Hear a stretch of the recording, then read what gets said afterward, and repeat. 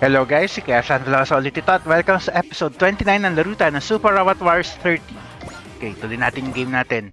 Nung huling episode guys, nakagawa tayo ng dalawang missions tapos na-unlock natin yung SRX team, yung sina Ryusei. So, gawa ulit tayo ng mission doon. Unahin natin itong mga extras.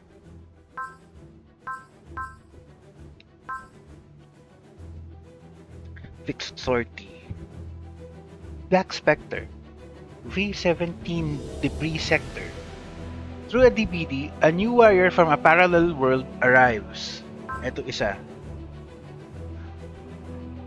Ay, parehong parehong DVD warrior. So, unahin natin to Black Spectre. Black Spectre, dahil sa pangalan, parang interesting eh. Huwag mo sabihin si ano naman to. Pero malabo eh, wala siya dito eh. Wala naman ang nadishiko dito eh. So, sige. Dito kaya tong Black Spectre naman na to. Okay, go.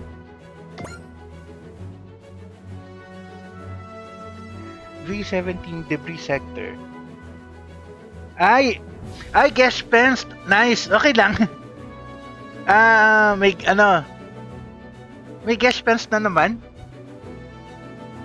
Okay, go. Sige.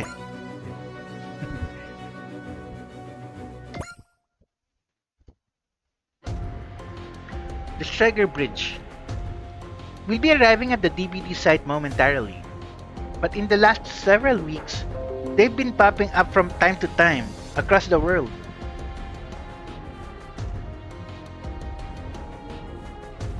Just when the war is escalating, we run into this. Andali lang guys, may notification eh.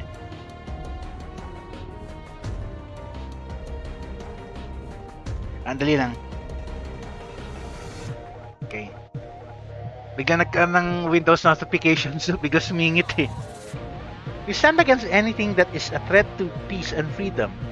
Be it war or a natural disaster or whatever this is. Ma'am, it looks like there's combat occurring at the target point. Both sides are unidentified. We've had no reports of other forces in this vicinity. Part of our mission is to ascertain that information. Mobile teams, prepare to scramble. The Revelation will rush to the site.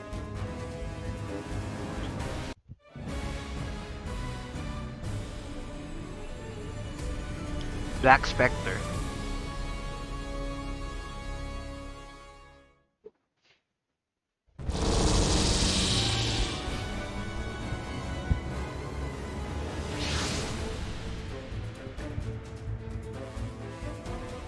Gilliam, what just happened? I was on my way to investigate the situation in Antarctica. How did I get in space? I felt a sense of foreboding before I went out. Is that what this is? Hindi ako familiar kung sino tong Gilliam na to ha. Sa ano siguro to? Yung mga Super Robot Wars OG. Original generations. And I'm surrounded too. This can't be an unlucky coincidence. They knew that I would be here. No data on the mechs, but they look like guest units. Attacking without warning, no response to no hails. They must be unmanned and hostile. Then my course of action is clear. Destroy these enemies. 6 turns elapse. Gilliam shut down. Gilliam's precognition skill truly shines on the enemy face. Send him up and use his counter attacks to thin out the enemies. Nice. Counter attack ability ha, fine. Tingnan natin tong guest pens niya.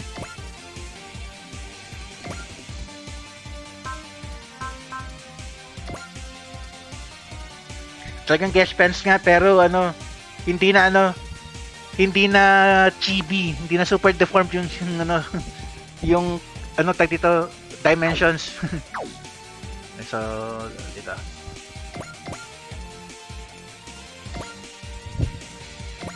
Mga skills niya. Slash Reaper. Plasma Sword.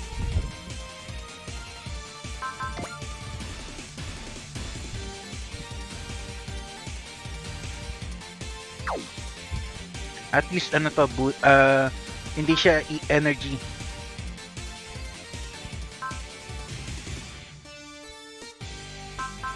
Pero sige natin, unahin natin to. Okay, animation on.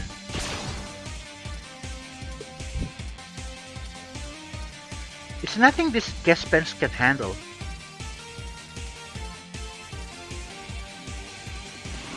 Omae no koudou pattern wa omitoshi da. Jidou kibi mode set. Ike! Slash ripper!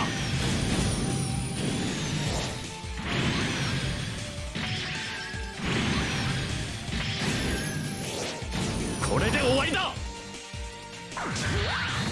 Ito considered na ano to, required character to kasi ano siya eh. Guest pens to eh.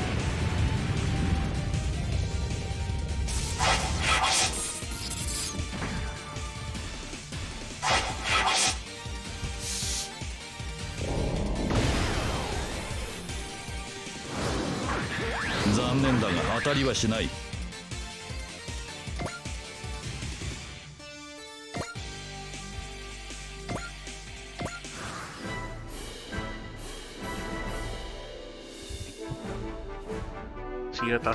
%.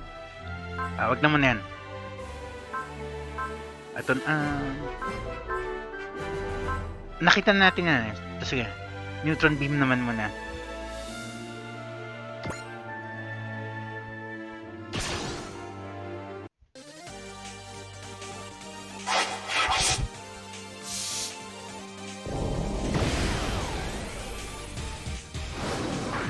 Sama no kougeki pattern nado omitoshi sa. まずはこの状況を切り抜ける。スプリットミサイル発射。く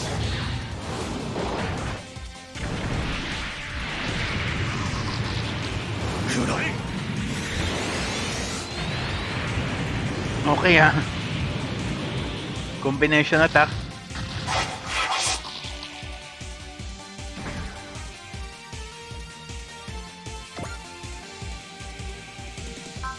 Okay, halos deaths ka na eh. So ay, hindi pa rin. Plasma sword. Hindi rin eh. Yun talaga. Wag natin animate. Alam na natin itsura niyan eh.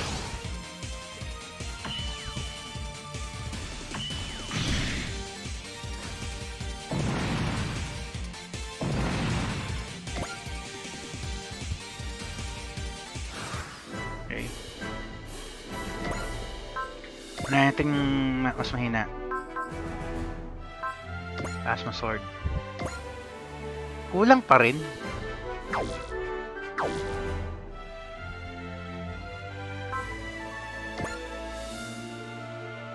Magastos lang eh. Ito na lang, sige. Nasog na lang natin animate. Alam natin itsura eh.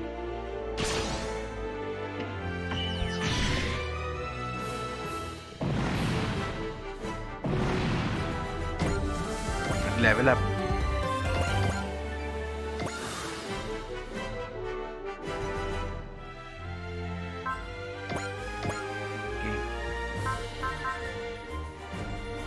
Tignan na lang natin animation. Tignan natin siya. Nakita natin to tsaka to. So, plasma sword, go.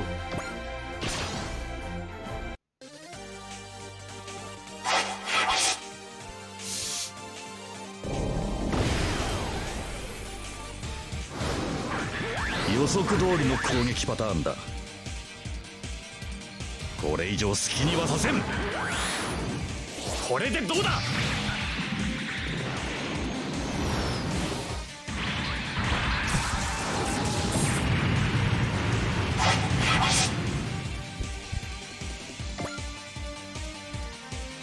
Next.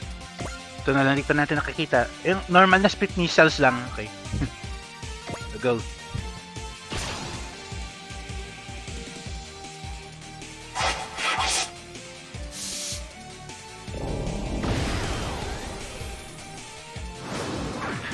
Yosoku doori no kougeki pattern da. まずはこの状況を切り抜ける。そこだ。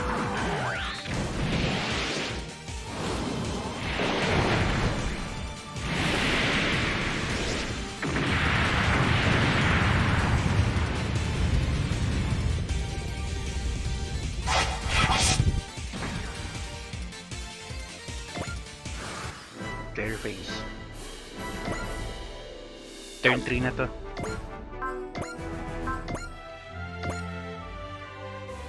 Huwag natin animate. Sobrang iksi ng mission na to. 15 minutes pa. 10 minutes pa lang eh. So, mga less than 15 minutes pa. So, nice.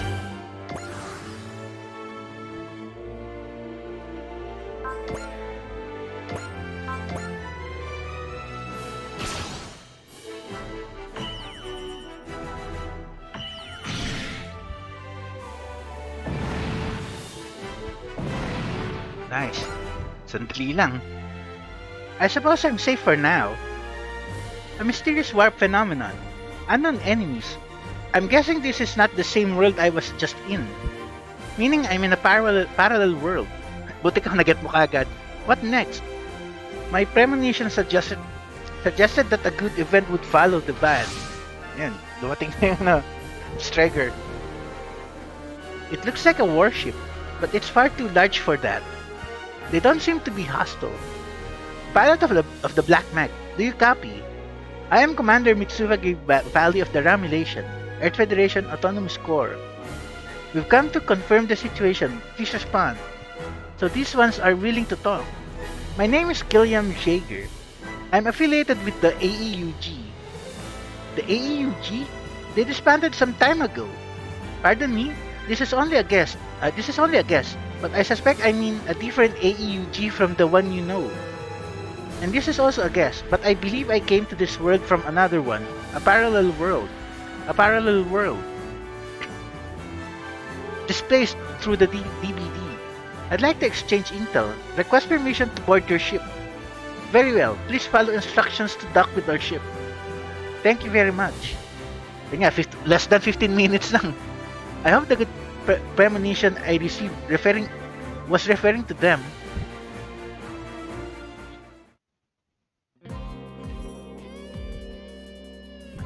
The Striker Hangar 1. So you're aware that you were displaced from a parallel world? I've been researching parallel worlds and displacement phenomena for some time, though I never once expected that I would be displaced myself. Well, it's lucky for us. Now we can skip the longer explanations. I suspect it wasn't luck at all. Well, as I said, you're not the first visitor from a parallel world the Ramulation has made contact with. I see. You had them assisting you in operations exchange for your protection? No, we leave that entirely to the judgment of those displaced. So everyone who fights with you does so of their own volition? That's right. We won't demand anything of you in regard to combat. Very well then, I'll participate until I've made it back to my own world.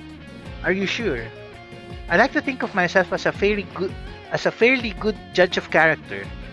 And what my instincts suspected, your laudable actions and mission have confirmed. Thank you very much. I'm very glad you feel that way. But something still bothers me. The dark entity I foresaw, if that's what brought me here, then this will be a hard battle.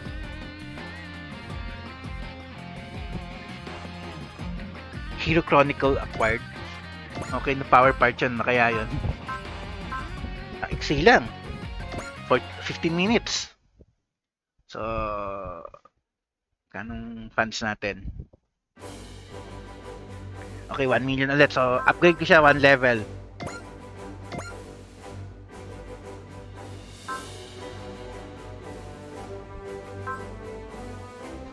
Actually, kung kakayanin 2 levels.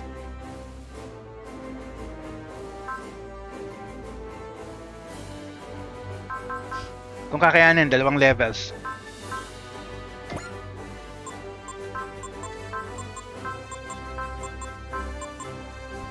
Okay, tipid lang naman pala eh. Sige, go. Ano yung power part na nakuha natin? Hero Chronicles. Titignan ko lang kung para saan yan.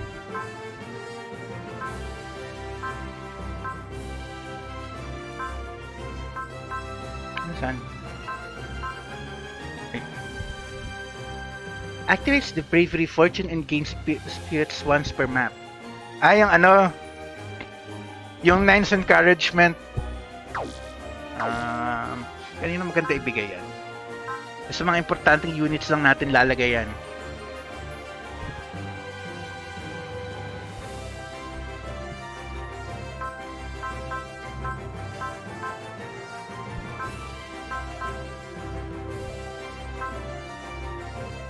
Lagay ko muna sa'yo, pansamantala. ikaw na gumamit. Okay. Tapos AOS, save mo natin, tapos AOS updates.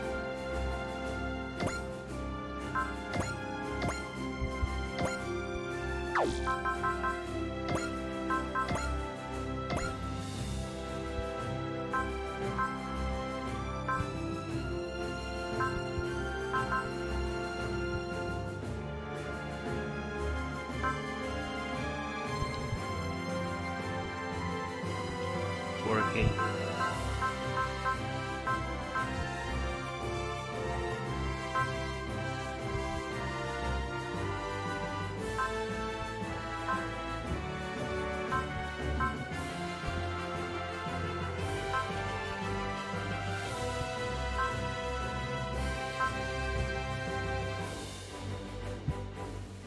Ito muna. Sakto. Ito palang SSP guys, para to sa supporters, hindi mo naman gumagamit masyado niyan eh. So, wag na lang muna. Ito na lang muna, Ay, SSP.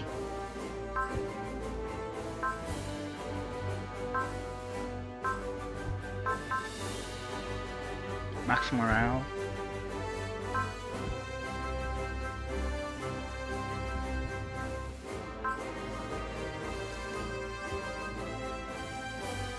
Ito dapat kunin natin eh. So kung habulin natin to, ito muna. Para next next event yun naman. So sige.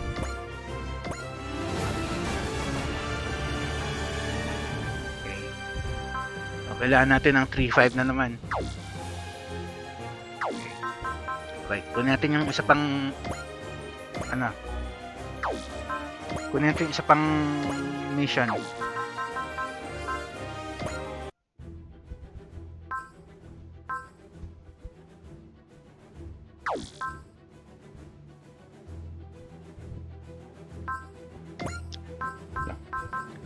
Sila tong isang extra na to. Dimension Diver.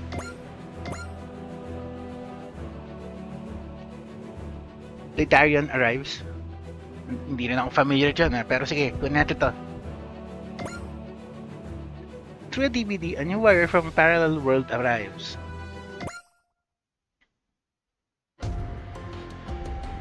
To Striker Bridge. We'll be arriving at the DVD site momentarily, but in the last several weeks, they've been popping up from time to time across the world. Just when the war is escalating, we run into this. We stand against anything that is a threat to peace and freedom, be it war or a natural disaster or whatever this is. Umulit lang yung dialogue. Ma'am, it looks like there's combat occurring at the target point. Both sides are unidentified. We've had no reports of other forces in this vicinity. Part of our mission is to ascertain that information. Mobile teams, prepare to scramble. The Revelation will rush to the site. Alam namang bagong unit.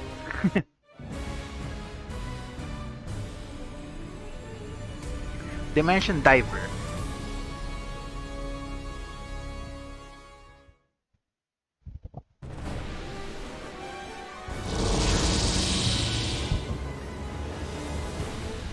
Hindi nga familiar to. Letarian. What was that light? Am I in space? Ano siya? Sentient na mech? Meg isn't here. I don't see the Rakylum and bakit Rakylum? Rakylum. I don't see the Rakylum anywhere. Have I been transferred here alone? It doesn't seem like a gate has opened. I've never seen anything quite like them. I don't know who you're supposed to be, but if you're going to attack me, then one thing is clear. You are my enemy.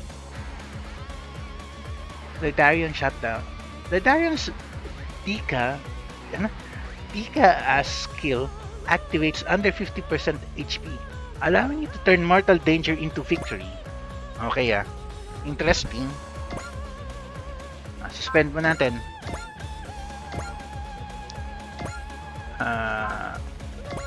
Anong itsura mo?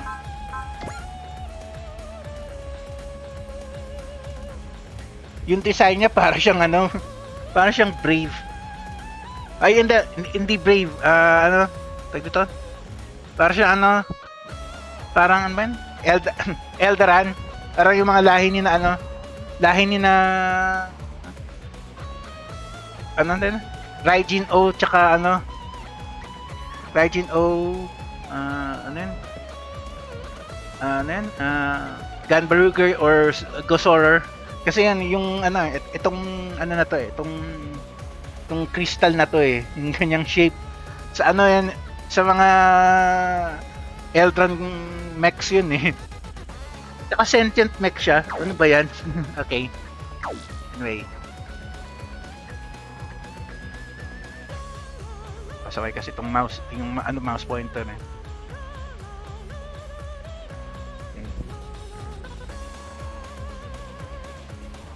Ano yung conditions?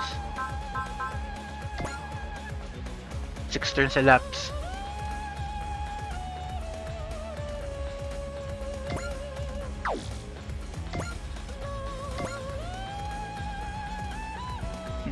Ano ba soundtrack yan? Dito tayo sa side na to. Collect Kerev. Kerev Naga, Pirama, or Shalak. Okay, so ito naman 40, 25, 5. So ito naman ng 5. Ay kaya lang kung insta-dead naman sige, insta-dead na lang. Ayan.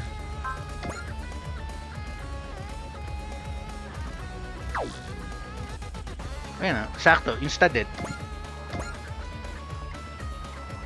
60% nga lang versus 38. Teka. Okay, intuition. Okay, animation on. The enemy must be defeated.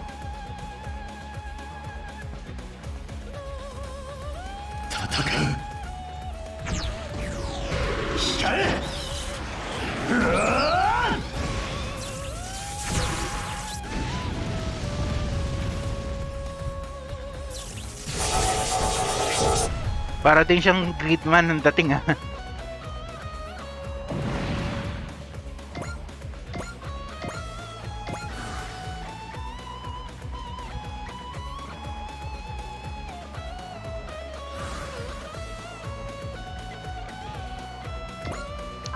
Kaya mo naman pala mag-insta-dead niyan 4-6.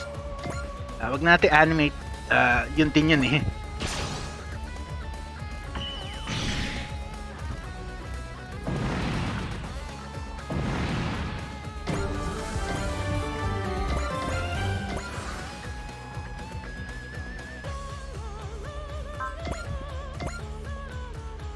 ito isang skill. Animate natin to. Hindi natin alam itsura niyan 61. Intuition ulit. Animate natin.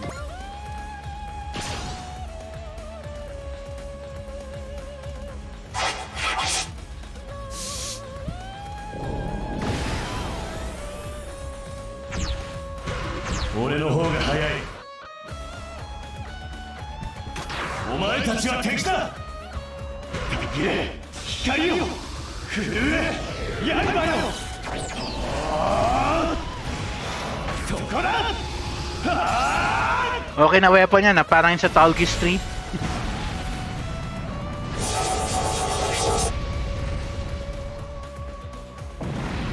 Last one. Ayun na din. Hindi actually mas insta-dead din dito so wag na natin animate. Ang iksi, grabe.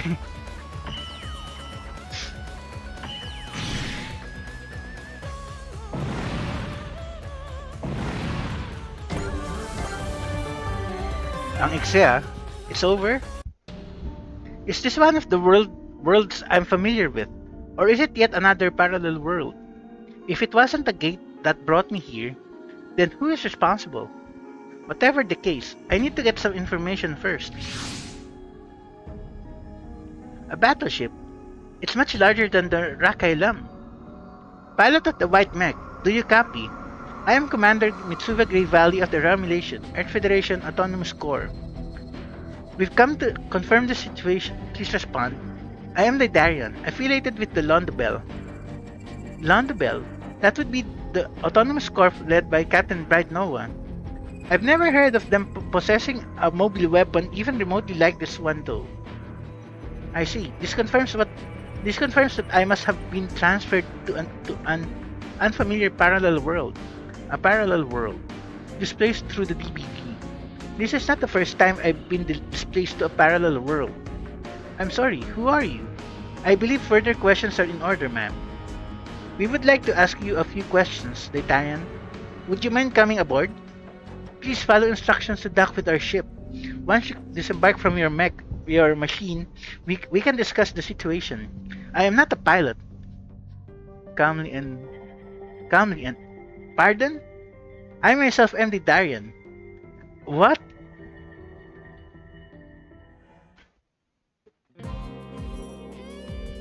The Striker Hangar 1.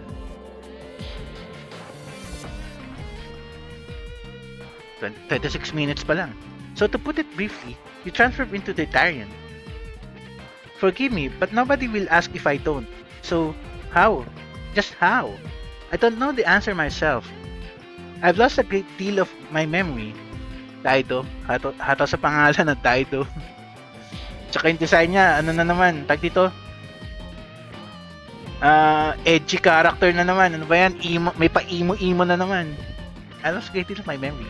You look like, well, a relatively normal human being, right now. What is the Darian exactly? According to Meg, I am a large humanoid weapon. Di pa kasi 9. Ano ka? Ano yung tag dito? Ano yan?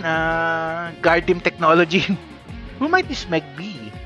She's the Earthling who taught me a great deal. You said she's an Earthling.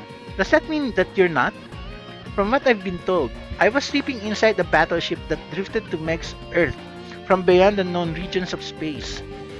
I have no recollections of anything before I opened my eyes. Wag mo sabihin yun nga. Wag mo sabihin guard team ka. Sa dating mo, parang design ng ganun nga eh. You mentioned you were fighting as part of a parallel world's Londobel. Yes, from my understanding, your cause is the same as that of the Londobel I know. But I can't stay here for long. I must go back to where Meg is. I must rejoin my comrades. Would you be willing to cooperate with us until a way is found to return you to your home world? As I said, you're not the first visitor from a parallel world the Romulation has made contact with. While we fight for this world's peace and freedom, we also plan on investigating the displacement phenomenon that brought you here. We would provide you with food and shelter. Anong tanong, kumakain ba siya? While also sharing any information we discover regarding a way to send you back. Of course, we wouldn't force you to fight for us. Your participation in any given operation would be left to your discretion. Of course, I don't have anywhere else to go anyway.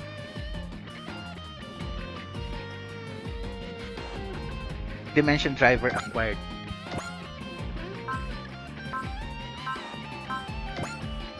So may nakuha na naman tayong part.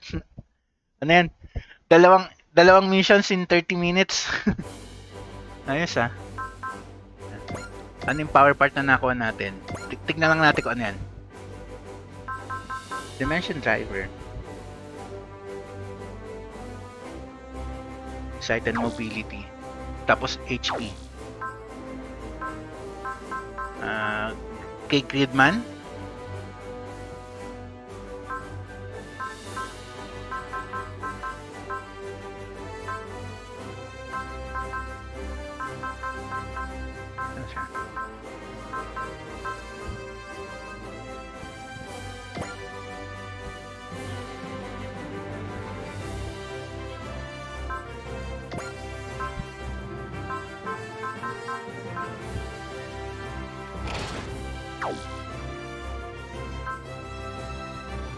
propellant tank energy yun eh.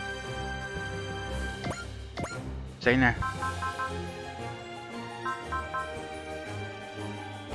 Mag-aastos yung weapons mo.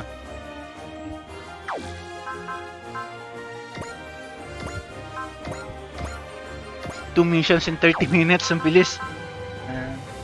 3,800 MXP. Kulang pa eh. So, isang mission pa.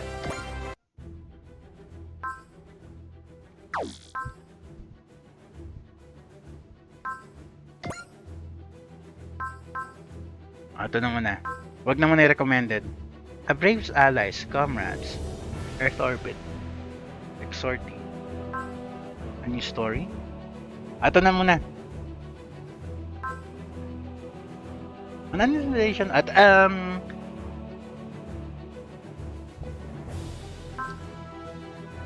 kasi Gundam kagad, so hindi pa natin sila na-encounter eh. Ito naman isa, yung GGG, yung 3Gs. So sige. Ito na lang muna. Earth Orbit.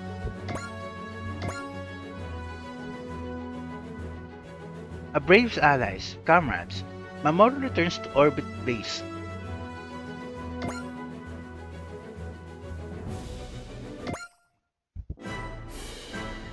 Okay, isang episode, 3 missions kagad. The orbit base is in visual range. That's 3G's orbit base? Those are spaceships attached to the outside, right? Izanagi, Kanayago, Susano, and Amaterasu, the Division Fleet, the 3G Mobile Squad's motherships. Wait a sec, I thought Izanagi, Susano, and Amaterasu got wrecked up in the Primeval War. Good eye, Yuta. After the Primeval War, Tsukuyomi, Takehaya, and Hirume were built to replace them. Then what are... After the Primeval War, the old 3G left for the Trinary Solar System and never returned. Right, the 3G Rebellion. I think Prime Minister Yumi has all his people working to get all that sorted out. So just hang in there, everyone. We'll get the truth out there, no matter how long it takes. Well, anyway, after we reformed into the Gutsy Global Guard, the Federation wouldn't authorize us to rebuild the second generation division fleet. So we ended up just building new models of the old ones. That's why those are the ships docked with the orbit base? The orbit base, huh? Now that brings me back. Have you been there before, Koji? I sure have. Many times in fact. That was 10 years ago though. The orbit base was our base of operations. Whenever we were fighting in space, we'd never have survived without it. But most of the original 3G stuff went to the Trinary Solar System and never returned. But there are some familiar faces there, Koji. Welcome, Romulation. Hana. That voice. This is the 3G orbit base. You're cleared to dock. Please proceed to docking port 3. I see, so little Hana became an operator? She's not the only familiar face you'll see, but I don't want to spoil the surprise.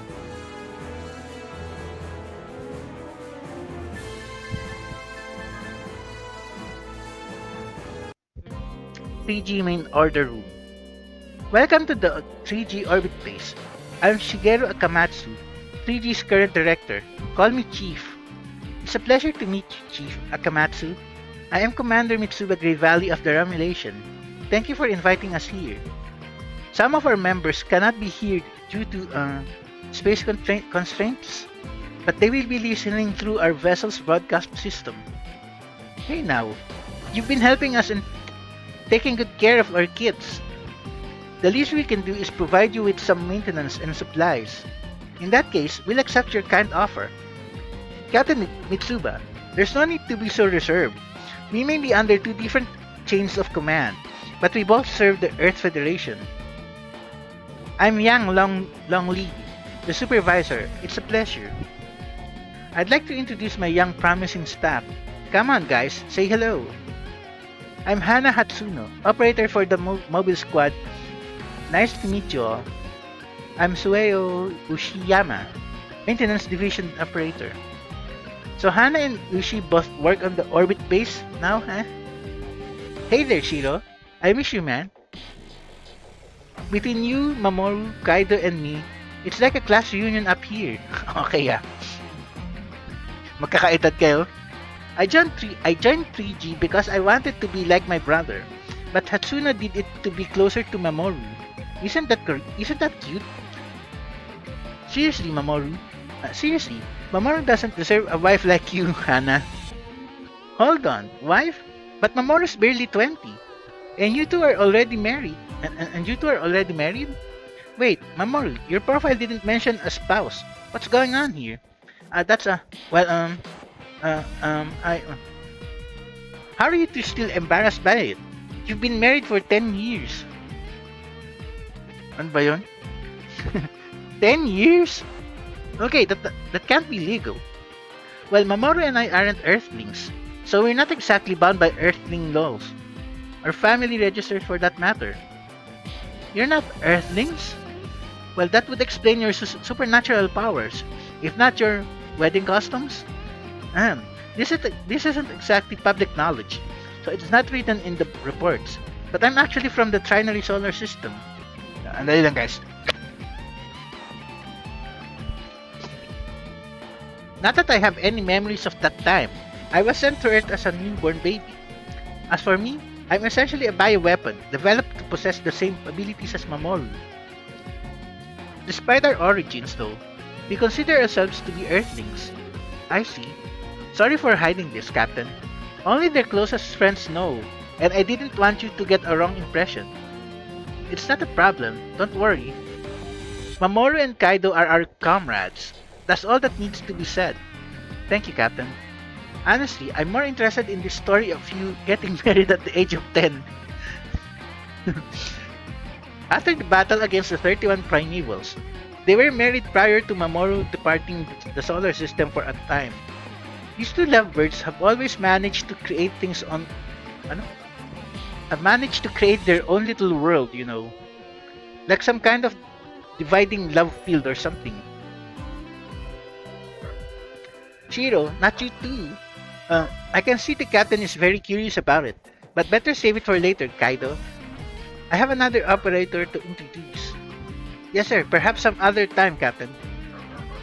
I look forward to it. My name is Hinoki Sai. Okay sa design na. Research Division Operator. I'm a dual kind, so I'm also a reserve head diver for Gaigo. You mean you'd be wearing the same pilot suit as Mamoru and Kaido? Pure thoughts only, XO. You're drooling, man. The dive suit is a device that records and monitors the head diver's physical status. As a biomedical engineer, I'll have you know that it is a necessary piece of equipment for a dive. So I'd ask you to refrain from leering. Ano ba yan? Can say I don't get you, but you heard the lady. Let's try not to anger her long-time boyfriend, alright? Wow, you two still dating? I guess. Guess you two are made for each other. Hinoki and her boyfriend have been working part-time for me for a long time. Sometimes I feel like I have an additional son and daughter. His daughter? The chief's real daughter has been in a coma for years. I think maybe that's why he treats Hinoki with extra care. Alright, that's enough chatting. The reason I've called the Romulation here is not just in regard to the transfer of the Gaigo, but to request your cooperation with Project Z. Project Z? As you know, the Gutsy Global Guard is the successor to the Gutsy Galaxy Guard. We've been told that the members of the Gutsy Galaxy Guard are stranded in a dying universe. Exactly, but we're working on a plan to rescue the Braves. And that plan is Project Z. No kidding, there's a way? But I heard the universe there predates the Big Bang almost 15 years ago. It's going to be very difficult. We won't deny that, but it's not impossible. Ganon no? Dahil sa dimensional transferring technology. After all, Mamoru and I had made it back to Earth, crossing those 15 billion years. The two children the brave of 3G set back? So it was the two of you, as I thought. Yes, people say that the new braves of the 3G Mobile Squad inherited the souls of their predecessors. But they don't know how right they were. They are. The events that took place in the trinary solar system were strictly confidential until very recently. I bet I bet the federal government guys blushed real hard when they realized they'd been saved by the same people they labeled as traitors. But it was alien technology that allowed Mamoru and Kaido to cross the 15 billion year gap, right? So that's freaking impossible with Earth tech. There is a way. The power. The power, you know. The super energy that exists within Jupiter. Teka. Pati hindi ko ma-activate yung ano. Ayun. The power, a mysterious super energy that exists on Jupiter. It can enhance anything it touches to astonishing levels, as well as allowing its user to cross time and space. However, its intricacies have never been understood, and no method for reliably controlling it has been found. For these reasons, any attempt at using it for any purpose is extremely controversial. But I've heard it was deemed impossible to control. It's true, it is without question a destructive force. The Sea Master, the Master Program entity controlling the Zonder metal, brought about its own destruction, because it was unable to control the power. But when the 31 Primeval tried to trap a giant asteroid on Earth, the power sent it away back in time. Specifically, it was sent 65 million years in the past. It ended up being the cause of the extinction of the dinosaurs. Ala, okay ah. Okay sa ano ah. Paggawa ng lore. In other words, the power is both a destructive force and an energy capable of crossing through time. So that's why you believe it to be the key to open a gate to the trinary solar system? We the new 3G have a duty to protect the Earth, but we also want to save the old 3G. Thus for the success of Project C, we believe that we should go to Jupiter and do some research. And that's where we come in, I assume. It is certainly a plan with too many risk factors to count. I know that you can't simply nod and take on our request, but on the contrary, we would be happy to assist you. Huh? There would be no greater honor than to be part of the plan to rescue the braves who saved Earth. While this is my answer as the main authority of the Romulation, I believe mine is a feeling shared by the entire team. You said it, Captain. That's the head of the Romulation for you. Alright then, as soon as everything's ready, we will initiate the joint operation between 3G and the Romulation. With the inspection of Jupiter on the schedule, Project 3 is now fully in motion.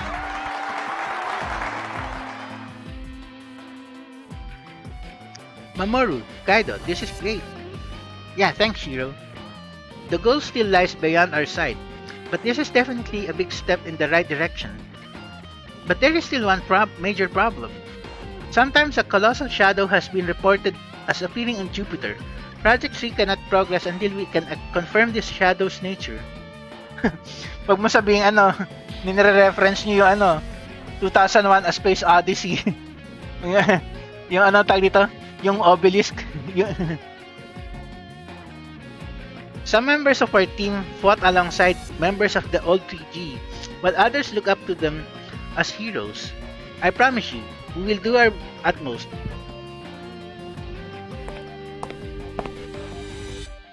Just so you know, you're not the only ones who want to rescue Guy, Mikoto, and everyone else.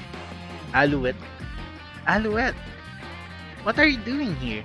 And what's with that uniform? Didn't you know? Alouette has joined 3G. She's a mobile squad operator like me.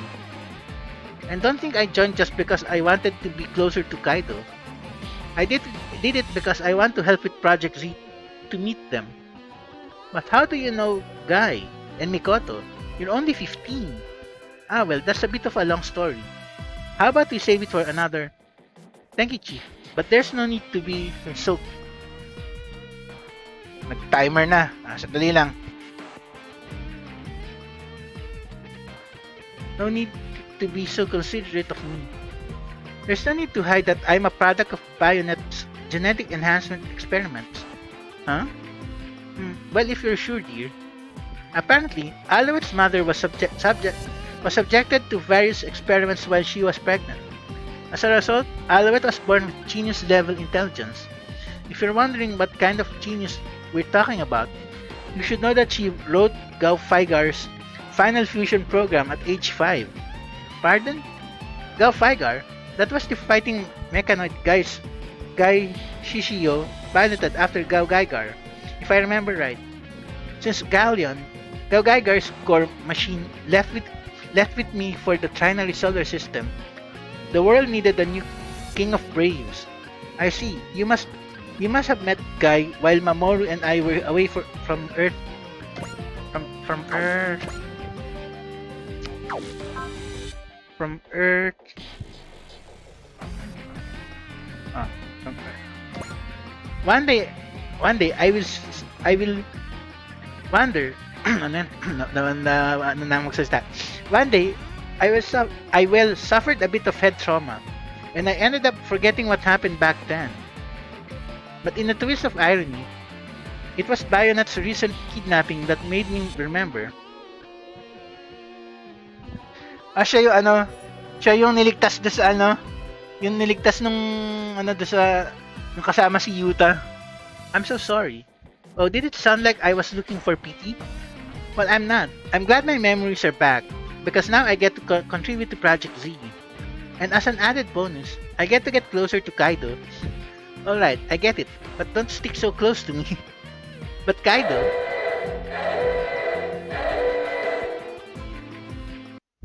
What's going on? Multiple hostiles approaching orbit base. 20 particles detected. They're pseudo-Zonder robos. Is it Bayonet? Are they straight out picking a fight with 3G? Not to mention right in the presence of the Romulation. The orbit base is an invaluable asset for all of mankind, Chief Akamatsu. We will deploy at once and defend you.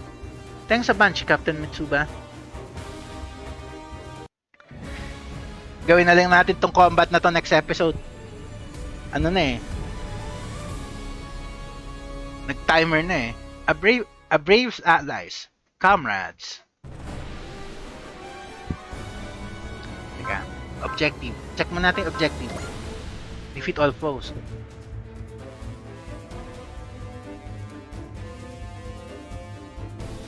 Okay. Select units. Mukhang kailangan, ilang kailangan natin? 10. Pipiliin ko na yung mga gusto ko talaga. Teka. Kailangan nandito yan eh. Tsaka si... Asan na yung dito ba yun? Ito kailangan, ina-unlock natin yung ability, yung Okay. So, 3 na lang. Sige, tama-tama. Sila, ito. Yung usual team ko. Okay.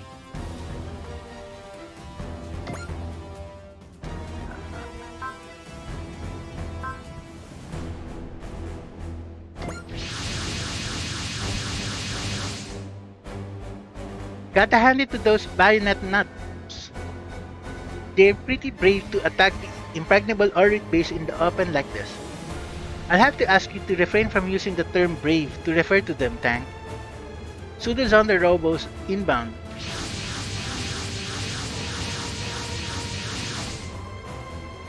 Here they come, guys. That's quite the army for a mere criminal organization, but not enough to pose a real danger to the orbit base. And that's when we aren't around.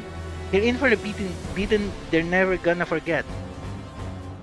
Bayonet will pay dearly for their recklessness. All units, eliminate the enemy force ASAP. Project Z is almost ready. I won't let anyone stop us now. Hang in there, guy. Everyone, we'll be there soon.